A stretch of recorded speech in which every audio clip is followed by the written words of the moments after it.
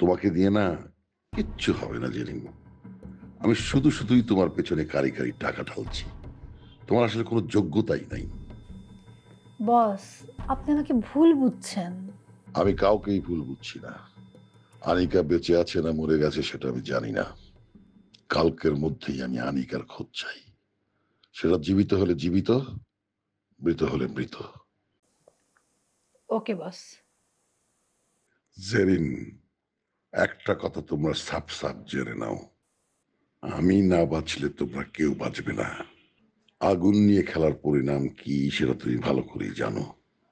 তাই যত তাড়াতাড়ি সম্ভব আগুনটা নিভিয়ে ফেলো। Yes boss.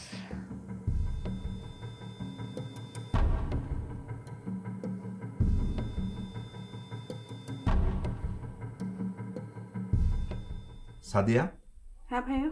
সরাসরি তোকে একটা কথা জিজ্ঞেস করি, আশা করি কোনো কিছু আমার কাছে লুকাবি না। কি কথা ভাইয়া? তুই কি অর্ণবকে পছন্দ করস? আমার কথার জবাব দে। হ্যাঁ ভাইয়া। অর্ণব তোকে পছন্দ করে? হ্যাঁ। তুই কি অর্ণবকে বিয়ে করতে চাস?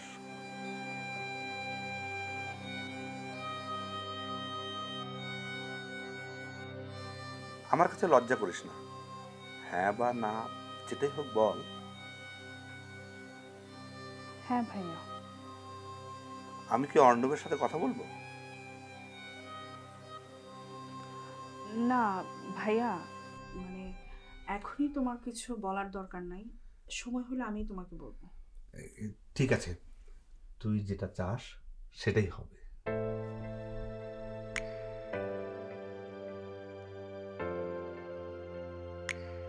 আপু মনের দিক থেকে অনেক বেশি এগিয়ে গেছে।